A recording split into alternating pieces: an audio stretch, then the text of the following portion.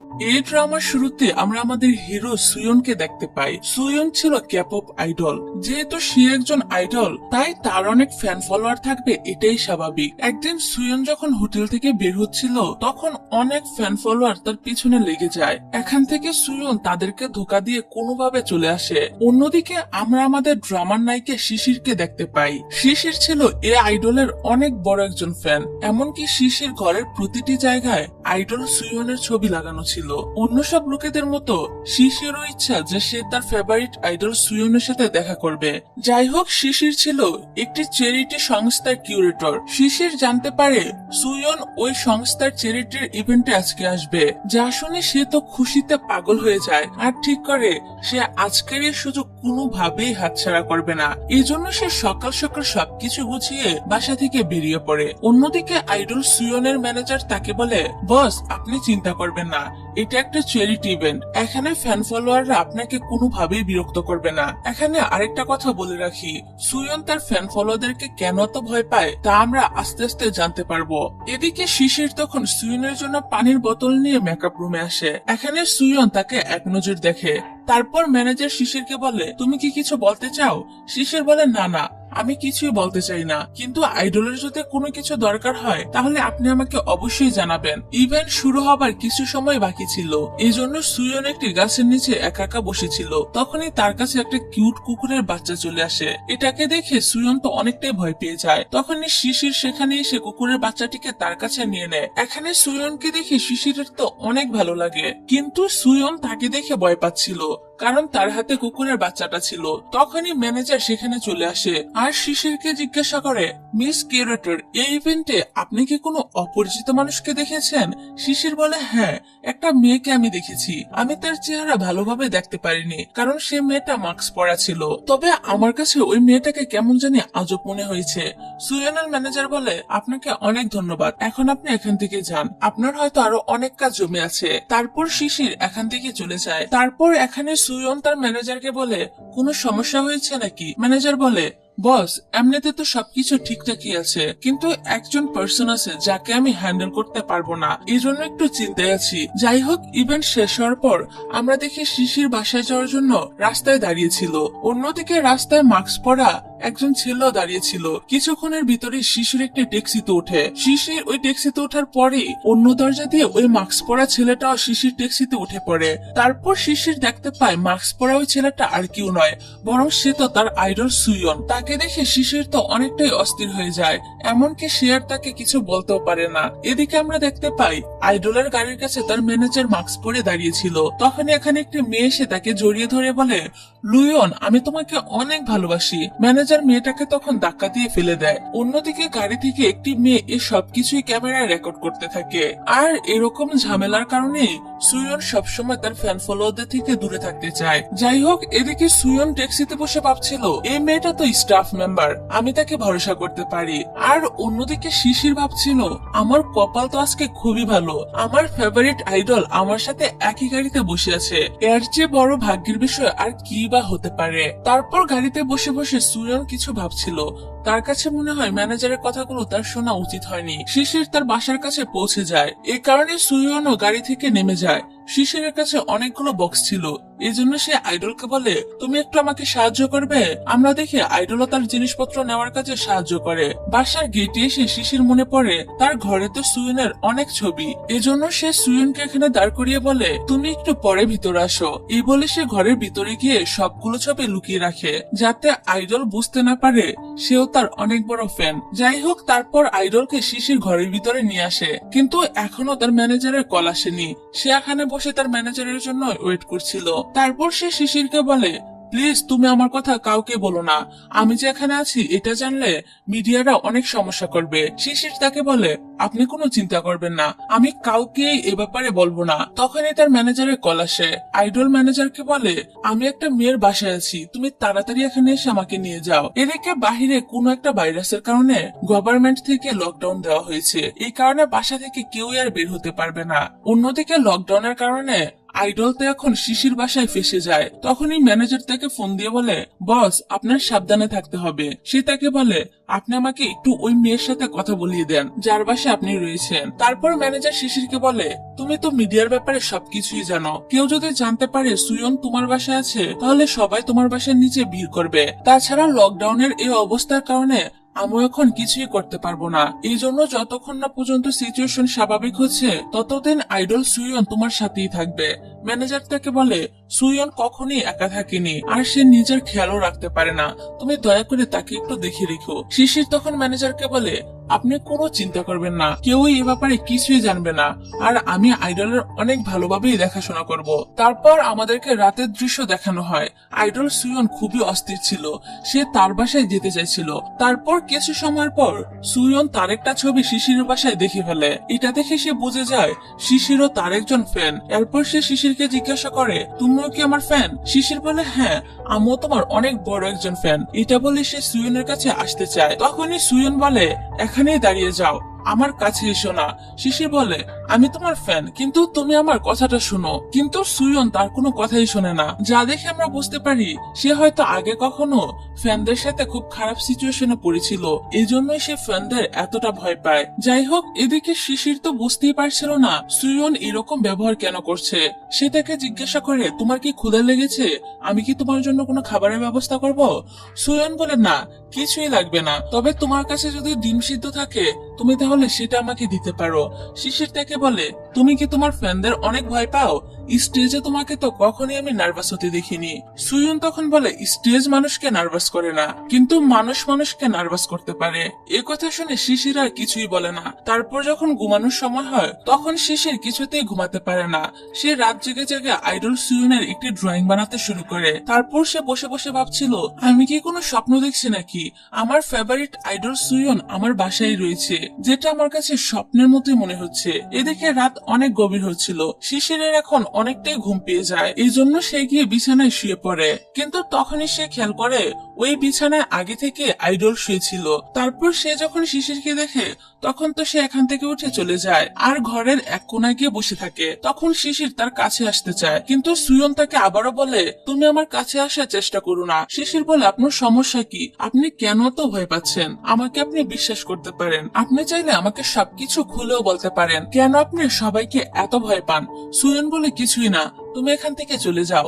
তারপর শিশির তাকে বলে, আমি অনেক দুঃখিত, আসলে আমি টেবিলেই ঘুমিয়ে যাচ্ছিলাম, এজন্য আমি আমার বিছানা না দেখিয়ে শুয়ে পড়েছিলাম। আসলে আমি ভুলেই গিয়েছিলাম যে আপনি আমার বিছানা আগে থেকেই ঘুমিয়েছিলেন। সুয়ন তখন বলে, আসলে ভুলটা আমারই হয়েছে, আমারই তোমার বিছানায় শোয়া উচিত হয়নি। শিশির কাঁদতে কাঁদতে বলে, আমি আসলেই জানি না আপনার প্রবলেম কোথায়, আমি এটাও জানি না আমাদেরকে কতদিন একসাথে থাকতে হবে, কিন্তু যতদিনই আমরা থাকি না কেন আজকের পর থেকে আমি কখনই আপনার কাছে আসবো না। এটা শুনে সুয়ন বলে, কোনো সমস্যা নেই, তুমি এত অস্থির হয়ে না, আমি এখন থেকে সোফাতেই ঘুমাবো। তারপর সকালে আমরা দেখতে পাই ইয়ন শিশিরকে বলে, তুমি তো সব কাজে অনেক পারদর্শী, তোমার বাসা তো অনেক সুন্দরভাবে গোছানো, তাছাড়া তোমার ড্রয়িং ও তো খুবই সুন্দর, তুমি একজন অলরাউন্ডার।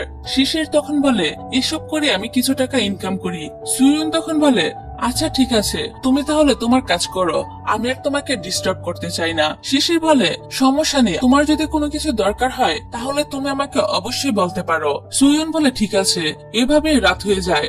রাতে ঘুমানোর সময় সুয়ন একটা ভয়ঙ্কর স্বপ্ন দেখে আর জোরে জোরে বলতে থাকে, আমার কাছে এসো না, আমাকে টাচ করো না। সুয়নের চিৎকার শুনে শিশির তাড়াতাড়ি করে তার কাছে আসে। তারপর সে তাকে জিজ্ঞাসা করে, তুমি কি ঠিক আছো?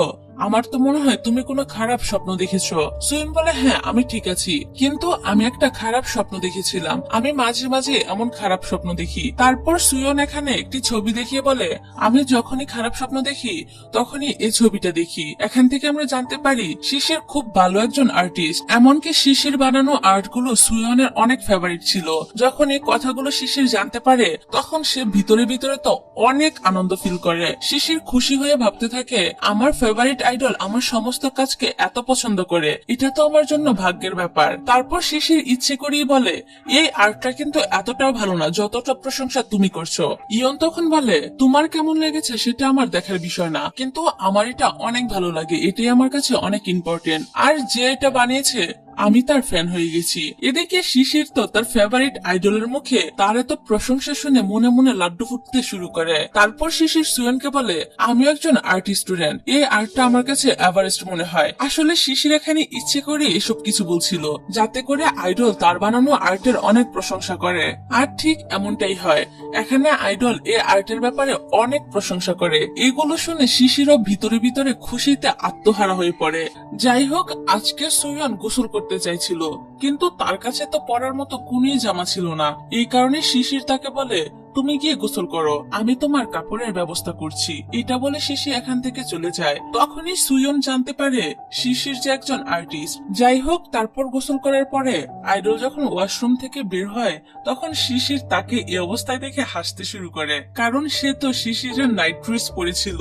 আর বেচারা এখন কি বা করবে, কাপড় না থাকার কারণে তাকে এখন এটাই পরতে হয়। তারপর শিশির বলে, আমি তোমার কাপড়গুলো ধুয়ে দিচ্ছি। এটা শুনে সুয়ন বলে, না, তোমার এসব করতে হবে না, এখানে আমার নিজের প্রাইভেট কিছু কাপড় রয়েছে, এগুলো আমি নিজেই ধুয়ে নিব। তাছাড়া আমি তোমাকে ডিস্টার্বও করতে চাই না, আমি চাই না আমার কারণে তোমার কোনো কষ্ট হোক। শিশির তখন বলে, তুমি কি ওয়াশিং মেশিন চালাতে পারো? সুয়ন বলে, তোমাকে এসব নিয়ে চিন্তা করতে হবে না। তারপর আমরা দেখি সুয়নের তো কাপড় ধোয়ার কোনো এক্সপিরিয়েন্সই ছিল না, এই কারণে সে ইউটিউব দেখে তার কাপড়গুলো ধুতে যায়। কিন্তু সে ওয়াশিং মেশিনে এত পরিমাণ ডিটারজেন্ট দিয়ে দেয় যে কারণে ওয়াশিং মেশিনের পুরো 12টা বেজে যায়। এদিকে এসব দেখে শিশির বলে, আমি তোমাকে আগেই বলেছিলাম যে এগুলো তুমি পারবে না, এখন তো তুমি কাপড়ের সাথে সাথে আমার ওয়াশিং মেশিনটাকেও নষ্ট করে দিলে। এইসব বলে শিশির এখানে হাসতে শুরু করে। অন্যদিকে আমরা দেখি একটি কাজের জন্য ম্যানেজারের সুয়নের কিছু নতুন ছবি দরকার ছিল, এই কারণে সে সুয়নের কাছে কিছু নতুন জামা কাপড় পাঠায়। তারপর শিশির তার বাসার ছাদে গিয়ে সুয়নের কিছু সুন্দর সুন্দর ছবি তুলে দেয়। এই ছবিগুলো আইডলেরও অনেক ভালো লাগে, এই কারণে ছবিগুলো নেওয়ার জন্য আইডল তাকে তার নাম্বারটা দেয়। আইডলের নাম্বার পেয়ে শিশিরের স্বপ্ন তো পূরণ হয়ে যায়। যে ছেলেকে দেখার জন্য সে সবসময় ছটফট করত, এখন ওই ছেলে তার সাথেই আছে, এমনকি তার নাম্বারটা পর্যন্ত এখন তার কাছে আছে। এসব ভেবে শিশির তো আনন্দে আসমানে চলে যাওয়ার মতো অবস্থা। যাই হোক, পরের দিন সকালে আমরা দেখতে পাই তারা যখন একসাথে ব্রেকফাস্ট করছিল, তখনই শিশিরের কাছে তার মায়ের ভিডিও কল আসে। এই জন্য সে সুয়েনকে লুকিয়ে রাখে, সে চায় না তার মা এসব কিছু জানুক। তখন আমরা দেখতে পাই আইডলের কাছেও তার ম্যানেজারের কল আসে, যার ফলে ফোনের রিংটোন শুনে শিশিরের মা তাকে জিজ্ঞাসা করে, তোমার বাসায় কার ফোন বাজছে? তুমি আমাকে সত্যিটা বলো, তুমি কার সাথে আছো? শিশির বলে, না মা, আমার সাথে কেউই নেই, তুমি যে সাউন্ডটা শুনেছো সেটা টিভির শব্দ, আমার রুমে অন্য কারোর ফোন নেই। অন্যদিকে আমরা দেখতে পাই ম্যানেজার খুব স্বাধীনভাবে ঘোরাঘুরি করছিল, এমনকি তার এরিয়ায় কোনো লকডাউনও ছিল না। কিন্তু এদিকে আমরা একটি মেয়েকে দেখতে পাই যে সন্দেহ করছিল যে সুয়ন শিশিরের বাসায় আছে, আর এই মহিলাটা ছিল একজন রিপোর্টার। অন্যদিকে আমরা দেখি ম্যানেজার সুয়নের থেকে যে ছবিগুলো নিয়েছিল, মিস মিশুর কাছে ওই ছবিগুলো অনেক ভালো লাগে। সে ম্যানেজারকে বলে, এই ছবিগুলো কে তুলে দিয়েছে? ম্যানেজার বলে, শিশির নামের একটি মেয়ে। যা শুনে সাথে সাথে মিশু সুয়নকে ভিডিও কল করে, কিন্তু তখনই পিছন থেকে শিশির সুয়নকে বলে, আমার এখন তোমার ফোনটা একটু দরকার। এই কারণে মিস মিশু সুয়নের ব্যাপারে সবকিছুই জেনে যায়। তারপর সে শিশিরকে বলে, তোমার এখন আর লুকাতে হবে না, আমি তোমার ব্যাপারে সবকিছুই জেনে ফেলেছি। তারপর আইডল মিস মিশুকে বলে, শিশির আমার অনেক বড় একজন ফ্রেন্ড, সে একজন আর্টিস্টও, এমনকি তার একটি আর্ট আমার অনেক ভালো লাগে। শিশির বলে, তুমি কিভাবে জানলে যে সেটা আমার আর্ট ছিল? সুয়ন বলে, আমি অনেক আগে থেকে এসব বিষয়ে জেনে গিয়েছি। তারপর মিশু শিশিরকে বলে, সিচুয়েশন এখন অনেক ক্রিটিক্যাল, আইডল এখন তোমার বাড়িতে, এজন্য এখন আমি তোমাকে সুয়নের টেম্পোরারি অ্যাসিস্ট্যান্ট বানালাম। এখন থেকে তোমাকে আর কেয়ার করতে হবে, তুমি তার ফিটনেস এবং খাবার দাবারের ব্যাপারেও সবকিছু খেয়াল রাখবে। যা শুনে শিশির তো খুশি মনে জবটা অ্যাকসেপ্ট করে নেয়। তারপর আমরা দেখি শিশির তো আইডলের পিছনে পুরোই পড়ে যায়, সে তো এখন আইডলকে একটু শান্তি দিচ্ছিল না, এখন সবকিছুতেই সে সুয়নকে বাধা দিচ্ছিল, সে তাকে ভালো করে খাবারও খেতে দেয় না। এসব কারণে রাতের বেলা বেচারা আইডল চুপচাপ ফ্রিজ থেকে একটি স্যান্ডউইচ বের করে খেতে চায়, কিন্তু স্যান্ডউইচটি খাওয়ার আগেই শিশির সেখানে চলে আসে, আর আইডলও তাকে দেখে ভয় পেয়ে স্যান্ডউইচটা ফেলে দেয়। তারপর সকাল 7টা বাজে শিশির তাকে ঘুম থেকে ওঠায়, আর তারপর থেকে আমরা দেখি সবসময় শিশির সুয়নের পিছনে লেগেই থাকে। এসব কারণে সুয়ন এখন ভাবতে শুরু করে, এরকম অ্যাসিস্ট্যান্ট আমি কিভাবে পেলাম। যাই হোক, এভাবে সবকিছু মোটামুটি ঠিকভাবেই চলছিল, কিন্তু একদিন সুয়নের একটা ভিডিও সোশ্যাল মিডিয়াতে সাথে ভাইরাল হয়ে যায়। এসব দেখে মিশু ম্যানেজারের সাথে অনেক রাগারাগি করে আর বলে, তোমার কারণে আইডল সুয়নের রিপুটেশন এখন খারাপ হবে। এদিকে আমরা দেখতে পাই এসব বিষয় নিয়ে সুয়ন এখন অনেক বেশি ডিপ্রেশনে ছিল। শিশির এসে তাকে অনেক বোঝানোর চেষ্টা করে আর বলে, এত ভয় পাওয়ার কিছুই নেই, এগুলো তো তুমি করনি, তুমি দেখো একদিন সবকিছুই ঠিক হয়ে যাবে। এখন তোমার মানুষের কথাগুলোকে ইগনোর করার দরকার। তাছাড়া যারা তোমার রিয়েল ফ্যান তারা কিন্তু তোমার বিপদের মুহূর্তে তোমাকে ছেড়ে যাবে না। আর এখন চলো তোমার মন ভালো করার জন্য আমরা একটি মুভি দেখি। তখনই ম্যানেজার তাকে কল দেয় আর বলে, বস এই ভিডিওটা এডিট করা, তবে আমরা যদি পুরো ভিডিওটা পেয়ে যাই তাহলে আমরা সত্যিটা সবাইকে জানাতে পারবো। এসব কারণে মিশু ম্যানেজারকে এই কাজে লাগিয়ে দেয় আর বলে, তোমাকে আমি 24 ঘন্টা সময় দিচ্ছি, এর ভিতরে তুমি যেভাবেই হোক এই ফুল ভিডিওটা ম্যানেজ করবে। আমি জানি আমাকে তুমি হতাশ করবে না। এদিকে আমরা দেখি শিশিরের কারণে আইডল সুয়নের মুডটা এখন অনেকটাই ভালো হয়ে যায়। এখন সে এসব বিষয় নিয়ে আর চিন্তা করে না। তারপরে সিনে আমরা দেখতে পাই রিপোর্টার ম্যানেজারকে ফোন দিয়ে বলে, তার কাছে সব প্রমাণ আছে আর এই প্রমাণগুলো সুয়নকে নির্দোষ করবে। এই কারণে ম্যানেজার রিপোর্টারের সাথে দেখা করে। তারপর সুয়নের সবকিছু আবার ঠিক হয়ে যায়, যা দেখে শিশির অনেক খুশি হয় আর সে খুশিতে পুরো নাচতে শুরু করে। এখানে শিশির সুয়নকে বলে, আমি তো তোমাকে আগেই বলেছিলাম যে তুমি একটু অপেক্ষা করো, সবকিছুই ঠিক হয়ে যাবে। দেখেছো কয়েকদিনের ভিতরে আবারও সবকিছুই ঠিক হয়ে গেল। তারপর রাতে শিশির সুয়নকে বলে, তোমার প্যানিক অ্যাটাক কেন হয়, এর পিছনের কারণ কি, তুমি আমাকে বলো। সুয়ন বলে, 1 বছর আগে আমি যখন আমার রুমে ছিলাম তখনই সেখানে একটি মেয়ে ঢুকে পড়েছিল। এই মেয়েটাকে দেখে আমি অনেক ভয় পেয়ে গিয়েছিলাম আর তারপর থেকে আমি আমার কোনো ফ্যান ফলোয়ারদেরকে দেখলে আমার প্যানিক অ্যাটাক শুরু হয়ে যায়। এসব কারণে আমি আমার ফ্যান ফলোয়ারদেরকে অনেক ভয় পাই। এই জন্য আমি চাই না আমার আশেপাশে আমার কোনো ফ্যানরা ঘুরঘুর করুক। আমি আসলে জানি না এটা আমার ভিতরে কতদিন থাকবে। শিশির বলে, আমি তোমার ব্যাপারটা বুঝতে পারলাম, তবে তুমি চিন্তা করো না, আমি সব সময় তোমার সাথে আছি। কিন্তু আমি তো আর ডাক্তার না, তবে তুমি আমাকে বিশ্বাস করতে পারো। আমি আশা করি আমি তোমার সব ভয় দূর করে দিব। তারপর থেকে যখনই এই বিষয়ে ভয় লাগবে তখন চাইলে তুমি আমাকে কল করতে পারো, আমার সাথে কথা বলবে, তাহলেই তোমার হালকা লাগবে। আর এসব পূর্ণ বিষয় ভুলে গিয়ে তোমাকে সামনের দিকে এগিয়ে যেতে হবে। আমি তোমাকে স্টেজে দেখতে চাই। সুয়ন তখন বলে, আমাকে এতটা সাপোর্ট করার জন্য তোমাকে অনেক ধন্যবাদ। তুমি এতদিন আমার জন্য যা যা করলে আমি এগুলো সবসময় মনে রাখবো। তার পরের দিন রাতে শিশির একটি উইশ করে। সে মনে মনে চায় সুয়ন যেন আবারও আগের মতো হয়ে যায়, তার যত সমস্যা আছে সবকিছু যেন দূর হয়ে যায়। এদিকে এই সবকিছু সুয়ন দেখে ফেলে আর ভাবতে থাকে, এই মেয়ে তো দেখি আমাকে নিয়ে অনেক চিন্তা করে, এই মেয়েটা অনেক ভালো। অন্যদিকে মিশু সুয়নের ক্যারিয়ার নিয়ে অনেক চিন্তায় ছিল।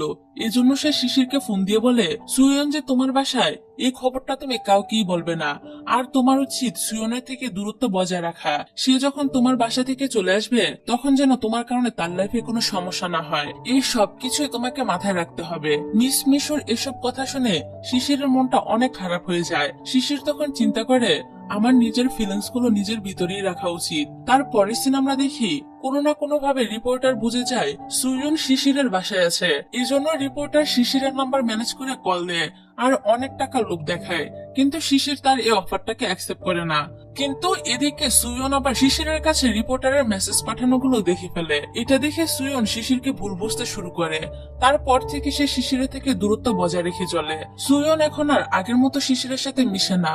শিশিরও বুঝতে পারে সুয়ন তাকে ইগনোর করছে। তারপর একদিন সুয়ন শিশিরকে বলে, এখন থেকে তুমি আর আমার অ্যাসিস্ট্যান্ট না, আর আমি চাই না দরকার ছাড়া তুমি আমার সাথে কোনো কথা বলো। শিশির তখন বলে, আমি এগুলো টাকার জন্য করছি না, তোমার কথায় আমি অনেক কষ্ট পেলাম, তুমি হয়তো আমাকে ভুল বুঝেছো।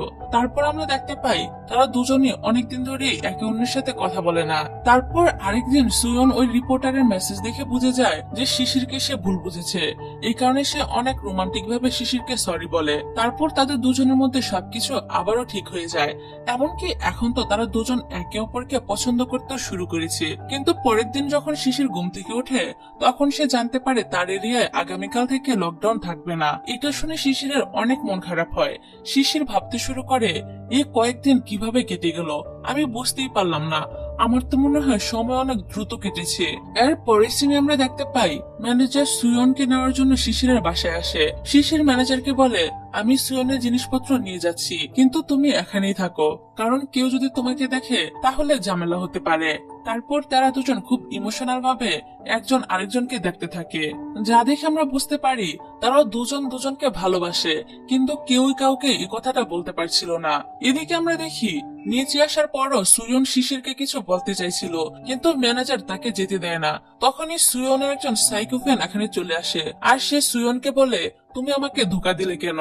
আমি তো তোমাকে অনেক লাইক করি। এটা বলে সে সুয়নের দিকে আসতে চায়, কিন্তু তখনই শিশির এসে তাকে আটকে ফেলে আর পুরো বিষয়টা হ্যান্ডেল করে। তারপর শিশির সুয়নকে বলে, আমার মনে হয় তুমি এখন অনেকটা স্বাভাবিক, এরপর থেকে তোমার আর কখনোই প্যানিক হবে না। এটা বলে সে তাকে একটি ড্রয়িং দেয়। এটা শিশিরের বানানো একটি স্পেশাল ড্রয়িং ছিল। এই ড্রয়িংটা পেয়ে সুয়ন অনেক খুশি হয় আর তাকে ধন্যবাদ জানায়। তারপর আমরা দেখি সুয়ন চলে যাওয়ার পর শিশির পুরো একা হয়ে গিয়েছিল, আর এখন সে যে কোনো কিছু করতে গেলেই সুয়নের কথা মনে পড়ে। তারপর আস্তে আস্তে সময় কাটতে শুরু করে, শিশিরও কাজে ব্যস্ত হয়ে যায়। কিন্তু এত কিছুর পরও তারা দুজন কোনোভাবেই নিজেদেরকে ভুলতে পারছিল না। সুয়ন ও শিশিরকে অনেক বেশি মিস করছিল, এই জন্য সে আর নিজেকে আটকাতে পারে না। সে একদিন শিশিরের সাথে দেখা করার জন্য চলে আসে। এদিকে শিশির তো তার চোখের সামনে সুয়নকে দেখে অনেক খুশি হয়ে যায়, আর এখানে তারা একে অপরকে তাদের মনের কথাও বলে দেয়। আর যেহেতু তারা আগে থেকে দুজন দুজনকে পছন্দ করত, তাই তারা দুজন দুজনকে অ্যাকসেপ্ট করে নেয়। আর এরকম সুন্দর একটি হ্যাপি এন্ডিং এর মধ্য দিয়ে এই ড্রামাটা এখানেই শেষ হয়। তো